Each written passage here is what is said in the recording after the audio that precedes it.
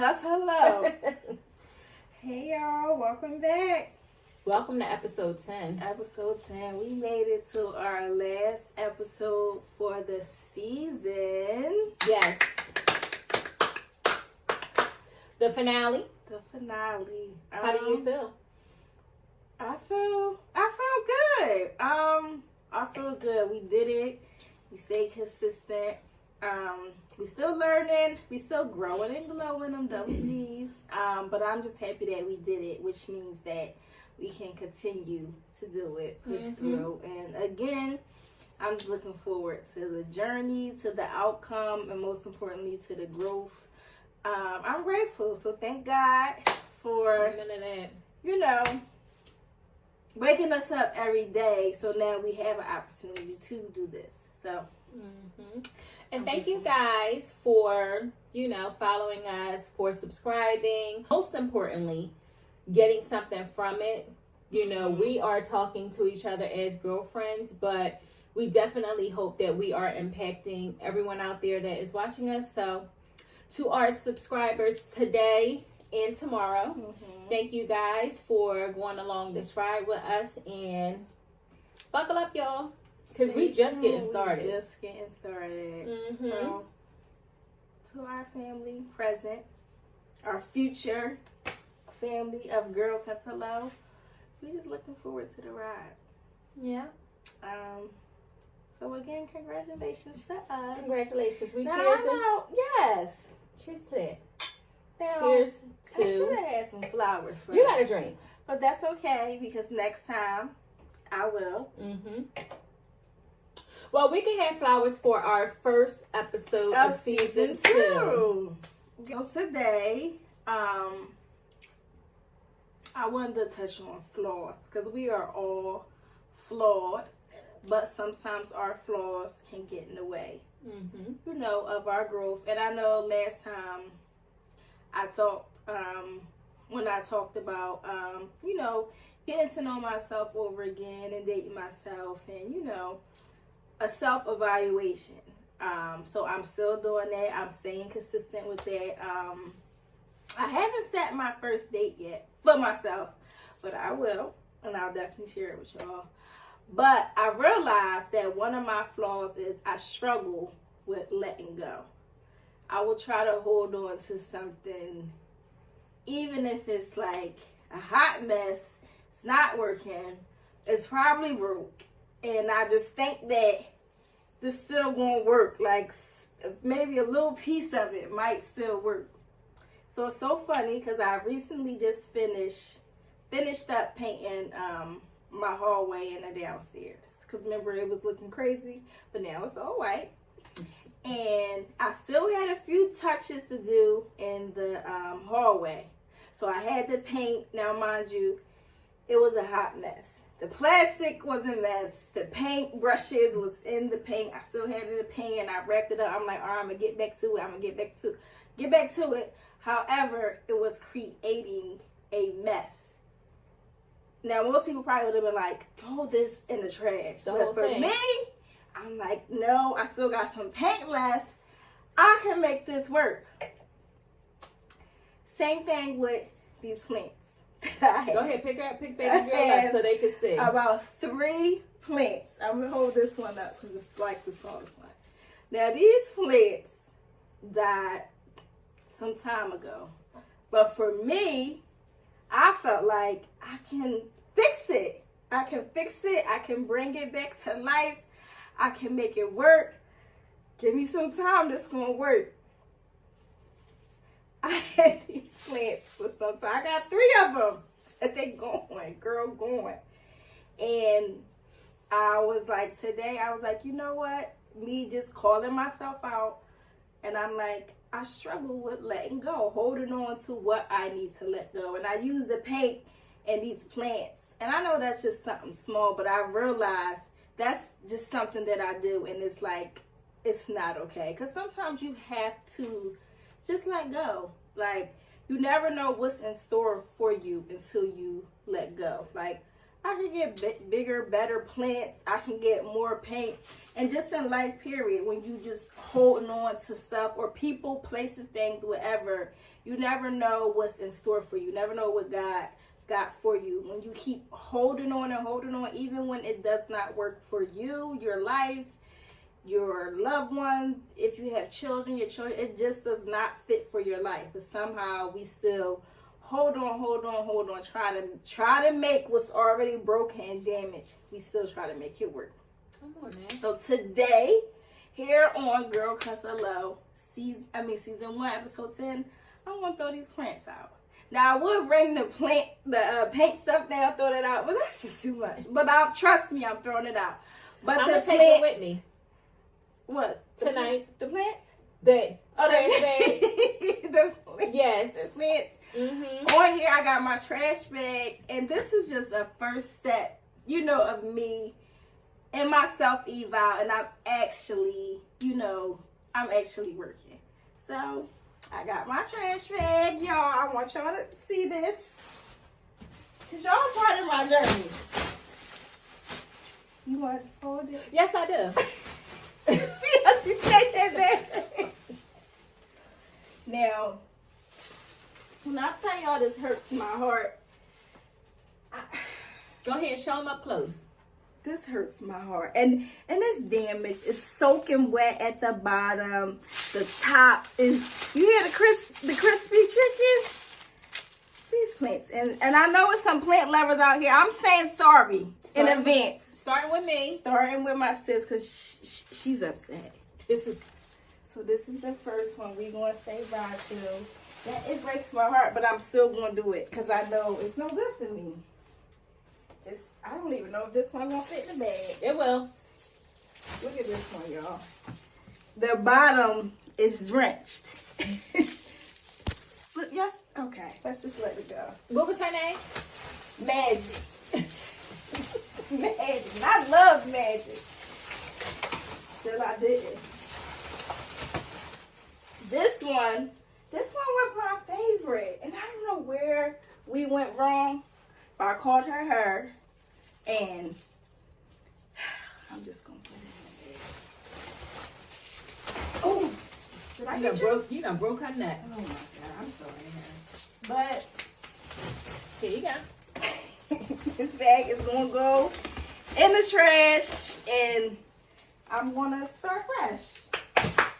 So, just with that, that means a lot to me because I had them for a long time. So for me, I'm just like, girl, you actually doing this. You actually starting. So I needed to share that with y'all. Well, congratulations. I'm very proud of you because you absolutely do hold on to things. But that's a big step. Like, I know it may seem like just plants. However, letting go of something that you have invested in. Mm-hmm. And that you think will thrive at some point, because some plants it doesn't matter if all the leaves are dead, the roots are still strong. But in the same token, if the foundation of whatever it is that you're trying to hold on to isn't strong, it's not going to survive. It's just taking up space. And not even that, how long, like you said, the roots may be strong. But the same thing is going to keep happening. It's probably could come back to life and die again. And how long are we going to hold on to stuff that's consistently it's just going to die and die? Every time it come back, it die and die and die. That's too much. So let's talk about the process. Let's talk about the process of Magic dying or her dying, right? Because when you first purchased these plants, they were lush, or were these plants that were already on the discounted section? Magic and her wasn't. I think Lil Mama was. And you know what? That probably wasn't even what I named her. But I feel like it works for her right now. Mm-hmm. But they were still all so beautiful. And I bought them and it was great until it wasn't. And so when did the until it wasn't start? Do you think it was lighting? Do you think it was lack of water? What do you like? What was the process to get them to this point? To be honest, I really don't 100%. I'm not 100% sure because I'm not like. I think now moving forward, I will do my research when it comes to plants, and I guess that's just with anything moving forward. I would do, my research so I know how to take better care of them. Because I just was like, all right, they need water, and so I'm like, and they cool. Reality, they probably needed way more or way less. But I didn't really know. I didn't really care. I just liked the green. It looked good. It looked good right now. I'm going to give you what I think it needs, and then it's going to work. Right. But that's not always the reality, in life. Something may look good, and you think it's going to work because you're doing A, B, and C, but it might need way more. They might need way more, and you're not willing to do that research and, give that to them or even yourself. So, right. Way more or way less. Or way less. Because you said they're soaked right now. So at the bottom, though. But baby, they did. Only at the bottom. The top is like completely dry. So that means you dumped a bunch of water in the pot and tried to have it soak the water up and keep it pushing. But it was too far gone. Too far gone. And I tried to hold on and hold on and hold on. Like I said, that's something that I do that I don't want to no longer do. Hold on to something because I think I can save it or fix it. And I cannot fix. First of all, I don't believe I can fix a person. Now, I might can fix something with some instructions, but I don't think I can fix people. That's God's job. God can handle all that. So, but I think that I believe that I could. Like, I can help him or I can help her. And I can't. So now I'm holding on thinking I can make this work. And in reality, I can't. And now who's damaged? Me. And like I said, even with the paint stuff, it's creating a mess everywhere in my hallway. So that wasn't worth it. It been time to let go. But I felt like, no, I could still do this. I could still do that. So. Well, let's talk about your car. Okay. Because I held on to that. Yes. Can you let the people know about old Sheila? Oh, Sheila. Now, the song they say, Sheila's that type of girl you don't want to take home to mom. Oh, Sheila, let me love you till the morning comes. And that's what it calls her. Oh, Sheila. But it's me, because I loved Sheila so. Child, Sheila wasn't shit. Sheila left you stranded. Sheila would not respond when you tried to turn her on. Sheila was a mess. Was not. Sometimes I thought I wasn't going to stop. With the break. Sheila. Sheila did not show up for you. She showed up when she wanted to show up. Not when you needed her. Took her to see, all right, what? Because once again, I'm like, okay, I can fix Sheila. Like, I can hold on to her. It's going to be cool. Now, mind you, I didn't even have it. I paid her off, so I didn't have my note. So I'm like, this is it. Like, finally. And how many years ago was that? That you paid off your car? I think it probably a little over a year. I paid it off, but it was like as soon as I paid it off, here come all these problems. I'm like, for real, Sheila. And when I went to take her to see, okay, I was like, let me take her and see everything that she needs. Because again, when they told me the amount to get that fixed, I was like, who? It was about $6,000, and I'm like, it's no way. It's no way. And I was like, I gotta let Sheila go. Like, it just didn't make sense. So that was a perfect example. But how many times did you bring Sheila back to life? Because Sheila been dead. Sheila, and that was a thing. Another thing, I found myself kept investing my money into Sheila, only for her to keep having a problem again and again and again. And I'm like, now you see how long I held on before finally was like, I can't do this no more. And like I said, that's a flaw of mine because I do that. I think I can hold on. It ain't gonna let me down. He ain't gonna let me down. Like, I think I got it all figured out. I can keep investing. And every time I invest, I'm getting hurt or it's breaking down and it's just not working and it's not worth it. So now how do you feel now that you have your new car? I feel good. It's reliable, dependable.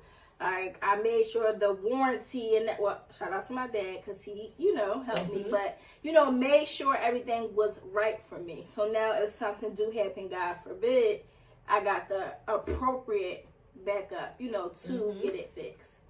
So, very good. Very good. Well, I'm proud of you. I've been wanting Oshilla. I had the shovel and the plot ready for Oshilla, baby. She was not letting her go. I was over Oshilla ass well over a year ago. So I'm very proud of you for moving forward. I am. Because I understand the investment and I understand the freedom that comes with, paying your car off and now you don't have a note. You don't have to have that high-ass insurance if you don't want to. You got some freedom. You got some flexibility. But when it's not showing up for you, is it worth it? Is it worth it? Nothing or no one is worth the extra stress or headache or even feeling unhappy or uneasy inside. It's not worth it. So like I said, it's time to let go of what is not good for me and what I can't fix and what I can't control. I think it's real important, and it's something that needs to be applauded, though, for real. Just you being able to say, these plants aren't taking up any more space. You know what I mean? For you to finally say, oh, Sheila girl, I bid you adieu. Like, Sheila girl, you don't owe me no change. At all. That takes a lot for you, because you will fix and try to fix and patch up and put Band-Aids on, and sometimes it just doesn't work. Some things are worth it. But other things just aren't, What do you think could be worth it? Well, I think you're worth saving. I do. I think that you're worth saving. I feel like, we are really friends and we've been friends for quite some time. And, just putting saving yourself is worth it. Putting Band-Aids on when you get a scratch or a boo-boo and keeping it moving, but still understanding and identifying that, yes, I have a boo-boo. I'm going to tend to my boo-boo like this hurts me. I'm going to check back in, make sure that I'm healing properly, making sure that I don't have an infection, making sure that I put creams on so that when I want to wear my legs out or my arms out, it's not a scar. Just putting the Band-Aid on it. Correct. Tending to let it heal appropriately. Yeah, so letting you heal appropriately, properly, from the inside out, from the outside in. It's really important because, one, you're worth it. And then two, just moving forward, it will help you to identify and understand your worth for real, and what really matters to you. Because somebody can try to save a situation with you and take you on a trip or, pay all your bills for the month or, just show up and give you the things that, the small things that we really do appreciate and that we desire to be whole. But then at the end of the day, is it worth it? Is it a soggy ass plant? Is it a little bit of green left? Like that last plant had a little bit of green left. But was it worth it? To keep it. Yeah. And I think, I'm a big proponent of time. And that's one thing that we can never get back is our time and how we spent it. So I would much rather spend my time trying to develop myself and understand the things that make me tick and the things that I really need, so that moving forward, when I do spend time with other people, places, and things, it's worth it to me. Because guess what? The light's going to go out one day, baby. I would like to preserve all this, but I can't. Right. I can't. The lights are going to go out one day, and I feel like if I have an opportunity to look back on my life, I can say I was here just like Beyonce said. I lived, I loved. I was here. I was here. did. I've done. Instead of being miserable and Yeah. unhappy and investing and it's not worth it. I just don't want to do that no more. And I think that, you know, here I am 36, so it took me time to get to that place, and then I just know other people that's still doing it, and I don't know, not like I said, this ain't no just a judge-free zone, but I don't want that, you know, for people. Like, we all don't know when them lights, you know, want to go out. Like, Give you everything, baby, love me like sound. Baby, love me like sound. And so you can turn my lights out. in relationships or jobs or whatever, like, we stay because we think, all right, I know this is hurting me, I know this is stressful or whatever, but first and foremost, it's comfortable, it's familiar, and I can make this work. I can fix it, I can do this, I can do that. And like you said, for the moment, for maybe a month or so, it's all good. Then it's going to go right back to what it really is. Because at the end of the day, when you put that Band-Aid on, you not having that time to heal and check on it and make sure everything is doing properly, it ain't going to heal right. If I don't really take care of myself, I'm going to be the same person that I don't want to be once I go back to that same thing. For a relationship, for example, if I keep going back to the same thing, first of all, we ain't even have opportunity to even heal, because we're going back to what's comfortable, and we're going to end up being in the same space a couple weeks later. I don't want to be here. But you knew you ain't want to be there. Right. You just, it's easier. Right. And I think that lends to the whole idea of generational curses. Like, I'm sure every family has, you know, issues or things that needs to be broken within the generations. I can't truly identify what that is for me and my family, but I'm sure we got some shit, girl, because please.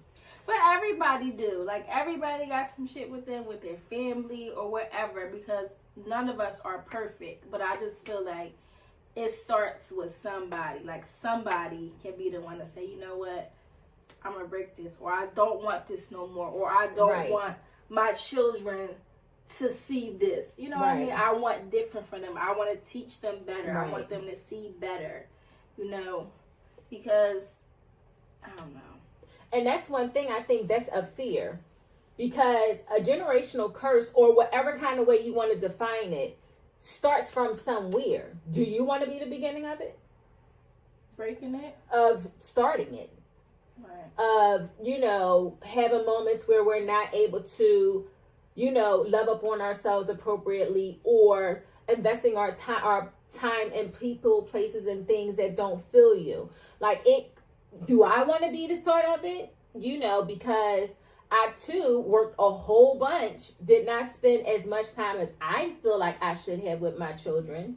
You know what I mean? Do I want to set the tone of work your ass off, be able to give your kids whatever it is you want, and then your time is limited with your kids? Let me tell you something.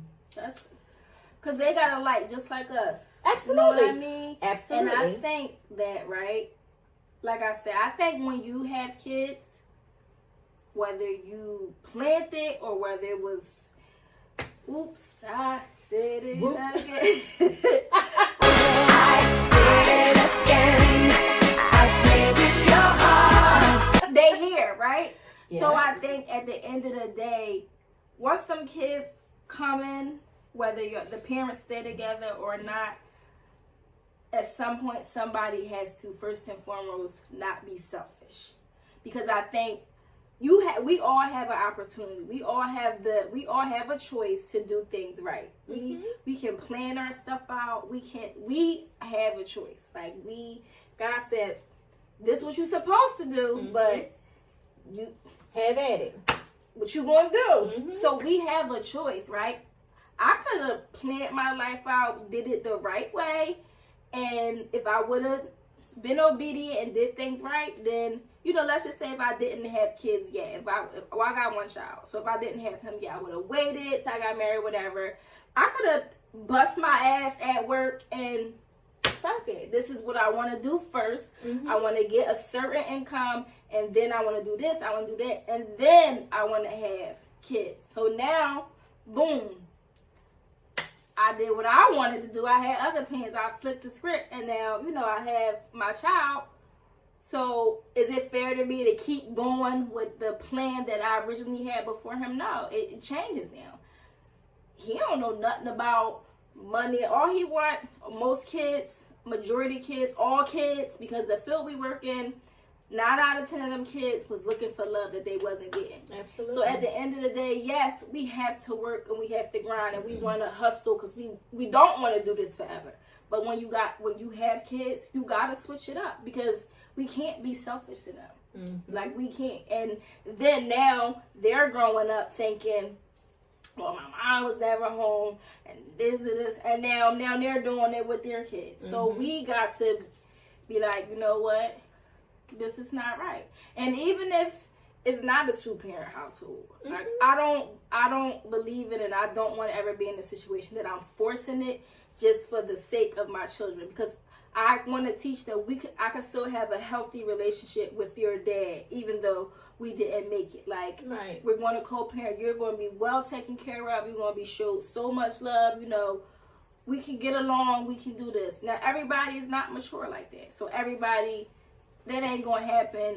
Maybe never, or maybe in a few years. But I don't never want to stay in a situation just because I feel like at the end of the day, if I'm not happy, they're going to feel that. Kids can pick up on that when you're depressed or sad and you're not, and they don't deserve that from you. Like, they ain't do nothing, but I'm here because y'all was wilding. So right. Ball out, ball out, ball out, ball out, ball out. We're not wilding, but you know, y'all were active. Y'all was active. I was up my business. Y'all got me here. So I think, you know, we just got to do better. I think one thing that I did, I intentionally slowed down, traveled a lot, just did things that I wanted to do. Of course, bills need to be paid, and they were, but it wasn't my priority. My priority was to travel, to get experiences and see different places and take my kids on vacation. And I don't care about taking my kids out of school for a complete week. I'm very heavy into their mental health and well-being. If they don't want to go to school, they do not have to. If I want to plan a vacation from Monday to Friday, I will. Absolutely. No problem. Outside of spring break and all of that. Because I'm like a collector of memories and time spent and pictures and, you know, just different experiences. But one thing that Miles opened my eyes up to, and I think I told you this, Miles told me, I said, Miles, how many kids do you want to have? Because he keeps telling me that my job as my mom is to keep all of his kids and he'll let me live with him. Because who said I want to live with you? Okay. So that's how I get to live with Miles and be taken care of. He's 15. But then I said, well, Mom, how many kids do you want to have? And he's like, well, Mom, I want to have 3, maybe 4, but it depends on my job. It depends on the job that I have. And I'm like, okay. He was like, because I'm not working every day. Like, I'm not going to a job every day. I want to spend time with my family.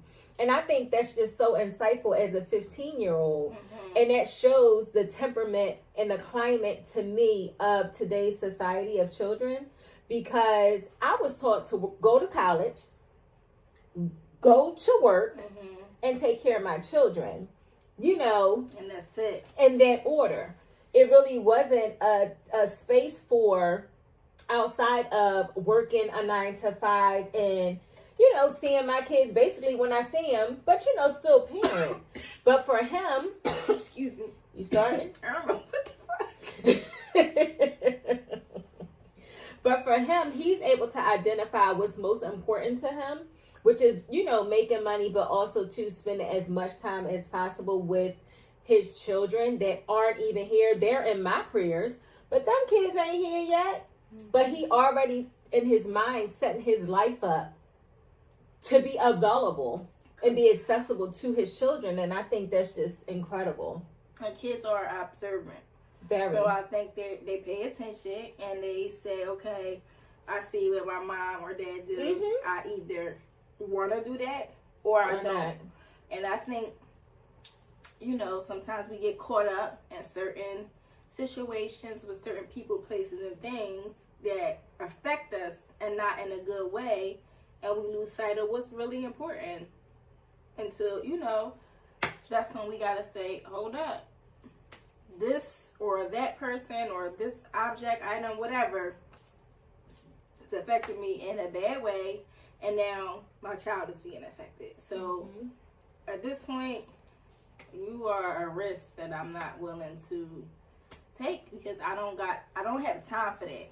Like she said, time is precious, and that's you're stealing time from me. Like you're taking away time from me that I didn't have to deal with. But again, we have choices, and we need to really recognize this ain't for me. It's not worth it. Mm-hmm. So. Yeah. Listening to Drake, this one particular song said like he waited for his dad and his dad never showed up. So now he doesn't ask anybody for help. He helps himself. Like, I'm going to take care of you and I'm going to take care of me.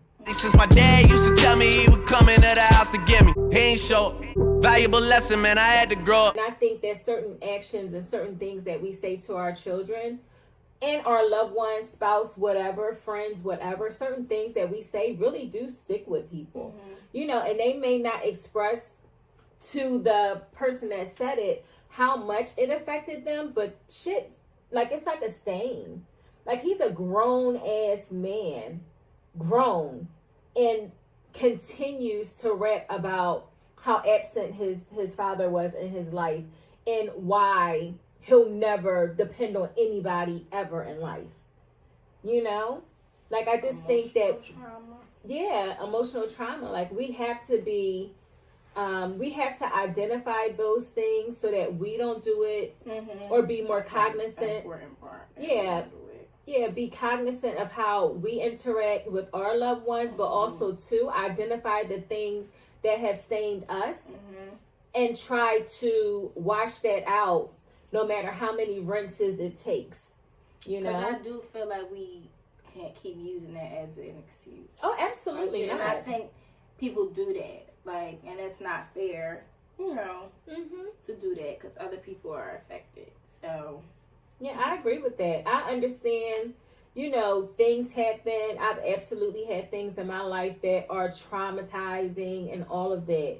But I still have to move forward and I have to make a choice to know and understand that those things happen, or I experience certain things, but that does not define me. And I can't allow it to be a weight that I carry for the rest of my life because it just gives that situation too much power when I try to live in love. You know what I'm saying? And then it becomes a crutch. Like, oh, this happened to me. Oh, this happened to me. Woe is me forever. Like, okay, so at what point are you going to throw yourself, you know, a raft and save yourself? Like, at what point can you hang that up? Now, it's no judgment zone here. But at the end of the day, like, when is enough for you? You have to identify that for yourself, but I absolutely identified it for me. And I live my life the way that I want to, and it's not with crutches. It's not with, oh, this happened to me. Now, of course, you're going to have memories and, you know, you're going to have thoughts and all of those things. I don't know if that ever really goes away. But as time goes on, if you're using proper coping skills, you should be able to at least work through the issue. And each time, it shouldn't be as bad as the time before. You know? At the end of the day, you still gotta live. Like, you know what I mean? Yeah. You still got responsibilities that you really don't have a choice but to get it done. So, right. And how do you want to show up in the world? How do you want to show up for your family? Like, do you always want to be broken and appear broken, and it's not really even the appearance. It's like, do you want to be broken? Right. Do you want to be a broken individual? You know? And that can be presented at work. That can be presented with your children, with your friends. Like, do you always want to be that person, or are you finding ways to work through that? That can be through therapy. That can be through journaling. That can be through yoga. Planting in your garden. It can be whatever it is that speaks to your soul.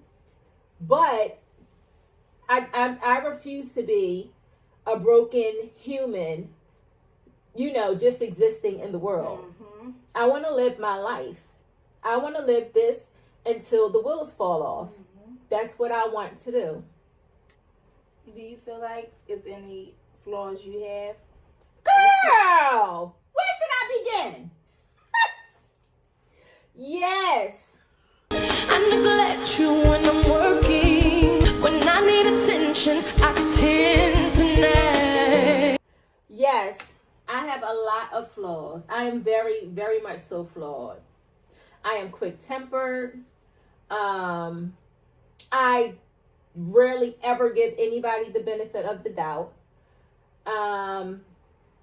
It's like, especially with people that I don't know, you don't have any room for error. Well, you do, but you're just put in a certain box. Right. You will never get out. I'm very, I don't know if being extremely protective of my family is a flaw, but I do see people as like, for the most part, like, who sent you? Why are you here? Mm-hmm. Like, you don't know me. Why are you talking to me? Kind of deal. But I think that's just being overly protective. Yeah, I absolutely have flaws. I yell. I'm emotionally driven. Do you have any that you feel like, maybe just one, start with just one that you feel like you want to work on?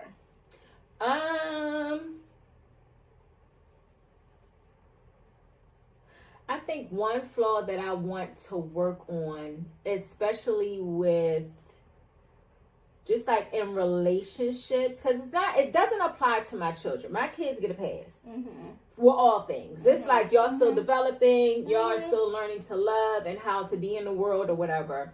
But I think when people foul me, like in my marriage, right? And I know my husband adores me. Let's be very clear, adores. But if he does something or says something that's just pisses me off, I'll be looking at him like he the ops for weeks. Like, even though we've been together for 11 years, that one thing that he might have said, some slick shit that he might have said just because we in a heated argument or he feels some kind of way, and he's entitled to feeling how he wants to feel because, baby, I swims in my feelings. Okay? Like, he's entitled to feel how he want to feel, but maybe the way he says something or his tone just in that moment, it's like off with your head. Like, what is that? Well, what is that? Like, I just don't have, I think my line of being tried is very thin. And even though I know that he moves with love, he's still human. And I have a hard time with that whole, benefit of the doubt thing. Even though we've been together for 11 years and he adore me, it doesn't matter. It's like the way that my mind works. It's just like, oh, I'll be all right. Mm-hmm. Even though he's my person and he's a human too and flawed as well. Like, I'll be all right, whatever. Like, fuck that nigga. Nah, he shouldn't have never said that to me. As if I'm exempt. As if I ain't never said nothing to him that hurt him or did anything to him that hurt him. You know what I mean? But I'm flat-footed in fuck it. And that's crazy. That's crazy. But I know that it comes from trauma. I would say it comes from somewhere. It does, because I feel like I let shit slide before outside of my relationship with him. But I know that is, it's flawed because on the grand scheme of things, he does not deserve that reaction nor that response. And he's always there, always showing up, always there. Shorty, a man for you anytime you need me. For real, girl, it's me in your world. Believe me. Like, he doesn't try me often, by far. But, you know, when he want to get a little slick, baby, I'm toe to toe. Like, what you say now? What happened? Hello? You okay? You know, and it's just like, well, why are you coming at me like that? Well, why are you coming at me like that? Like, I don't know. I just feel like you hear my octave real loud. I'm so sorry, yo. You see what I'm saying? Y'all feel me? But I'm 5'3".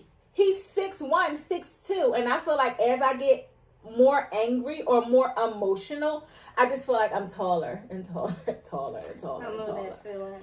Yeah, but I think that a lot of times it's displaced anger. Even though I feel like I deal with each situation accordingly, I do feel like my response is just like too much for the situation. Also, too, I do appreciate the fact that he loves me through those times. And then once I'm able to put my head back on, because my shit be going. Once I'm able to put my head back on, I'm able to say, well, you know what? You shouldn't have said that, but, you know, let's go get something to eat. But I know for sure that that's a flaw, and that's not something that that's not something that I express to my children or my friends. But I think in that intimate space of having a husband, boyfriend, lover, because I've had the experiences that I've had, he doesn't have any room for error. And that's not, without the response. Mm-hmm. And that's not, you know, that's a flaw. That's definitely something that I need to work on. And I really don't give people room. Like, if I see somebody mistreat somebody else, I'm like, what makes me think she's not going to do that to me? Or what makes me think that she's not going to, you know, do that to me? Or try to do that to somebody that I love. So that person is always But is that flawed? arm's length away from me. Some people really got like out of pocket motives. Yeah, some people do. And I'm very aware of that. I know that I'm very blessed, especially with love and with my family.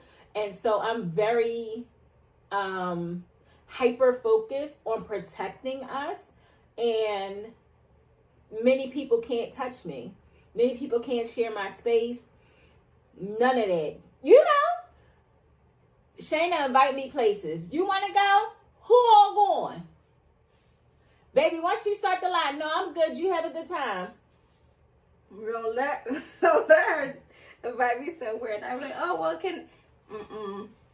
I don't even get it out. Can this it? Absolutely not. Everybody cannot sit at my table. And I can't sit at everybody else's. It's just a certain standard of comfort and trust that I have to have with people that can call me, that can dial my number, that has access to me. You know what I'm saying? I don't play with nobody at all when it comes to me and mine and my peace. I'm very, very big on my peace because it took me a long time to be peaceful within myself. So I think that's just the residue of me and my heightened spaces too, though. You know, like being emotionally charged for stuff that really don't even need all of that action. Now, I feel like I've gotten better. And my husband has told me that I've absolutely gotten better over the years. But I'm really still very much so a work in progress. But we're both alphas too. So, just, you know, you can just imagine. But he, you know, he's a great guy, and he loves me through a lot, and I've grown a lot with him, and, you know, we both still imperfect, but we imperfectly love each other, I guess. Yeah, for sure. And for me, I feel like I sniff out people that don't have genuine hearts.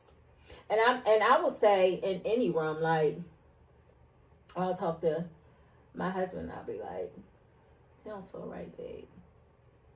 He don't feel right. And he be like, oh yeah. He be like, oh yeah. And then we out. It's no second guess. It's no like, why you think that? He like, oh yeah, that how you feel? Oh yeah? Okay, we out.